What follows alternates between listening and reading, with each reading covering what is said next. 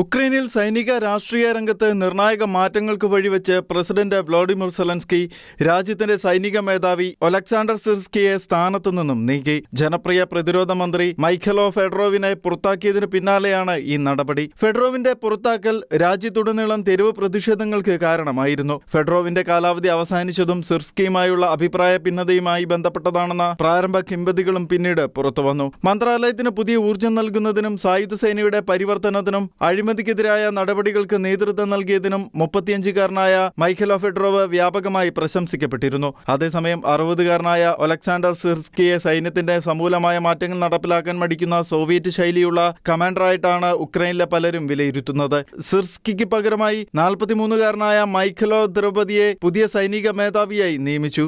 ജനപ്രിയനും യുദ്ധസന്നദ്ധനുമായ ജനറലായാണ് ദ്രൗപദിയെ വിശേഷിപ്പിക്കുന്നത്. സൈനിക മേധാവിയായി ചുമതലയേറ്റ ദ്രൗപദി സിർസ്കിയുടെ നേതൃത്വത്തിൽ ഉക്രൈനിയൻ സൈന്യത്തെ ശക്തിപ്പെടുത്തുന്നതിനായി നടത്തിയ പ്രവർത്തനങ്ങൾക്ക് അംഗീകാരം നൽകുകയും അദ്ദേഹത്തിന്റെ പ്രവർത്തന പാരമ്പര്യത്തിൽ നിന്നാണ് താൻ വളർന്നതെന്നും വ്യക്തമാക്കുകയും ചെയ്തു. അതേസമയം 2022 റഷ്യയുടെ സമ്പൂർണ്ണ അധിനിവേശത്തിന്റെ ആദ്യ ദിവസങ്ങളിൽ തലസ്ഥാനമായ കീവിനെ വിജയകരമായി പ്രതിരോധിക്കുന്ന അടക്കമുള്ള സൈനിക നീക്കങ്ങളിൽ സിർസ്കി വഹിച്ച പങ്കിന് പ്രസിഡന്റ് സെലൻസ്കി നന്ദി രേഖപ്പെടുത്തി.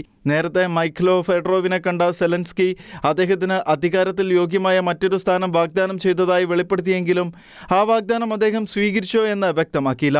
കഴിഞ്ഞ ആഴ്ച ഫെഡറോവിന് പകരമായി ഉക്രൈന്റെ സുരക്ഷാ സേവനമായ SBUവിലെ മുൻ ഉന്നത ഉദ്യോഗസ്ഥയായ യെവ്ഗെനി ഗാരയെ പ്രതിരോധ മന്ത്രിയായി നിയമിച്ചിരുന്നു. ഈ തീരുമാനങ്ങൾക്ക് പിന്നാലെ ആവശ്യമായ ഔപചാരിക നടപടികളും പൂർത്തിയാക്കുമെന്ന് പ്രസിഡന്റ് അറിയിച്ചു. ദ്രൗപദിയുടെ പുതിയ നിയമനത്തെ ഫെഡറോവ് സ്വാഗതം ചെയ്തു. സ്വാതന്ത്ര്യത്തിനും നീതിക്കും വേണ്ടിയുള്ള പോരാട്ടത്തിൽ ഇത് പുതിയ പ്രതീക്ഷയാണ് എന്നും രാജ്യത്തിനാവശ്യമായ മാറ്റത്തിന്റെ സൂചനയാണ് എന്നും അദ്ദേഹം വിലയിരുത്തി. കീവ് മേഖല ഉൾപ്പെടെയുള്ള ചരിത്രപരമായ യുദ്ധങ്ങളിൽ നൽകിയ നേതൃത്വത്തിന് സിർസ്കിക്ക് നന്ദി അറിയിച്ച ഫെഡറോവ് രാജ്യത്തിന് ഇനി കൂടുതൽ വേഗത്തിൽ മുന്നേറുകയും മുൻകാല തെറ്റുകൾ തിരുത്തുകയും ചെയ്യേണ്ടതുണ്ട് എന്നും അഭിപ്രായപ്പെട്ടു.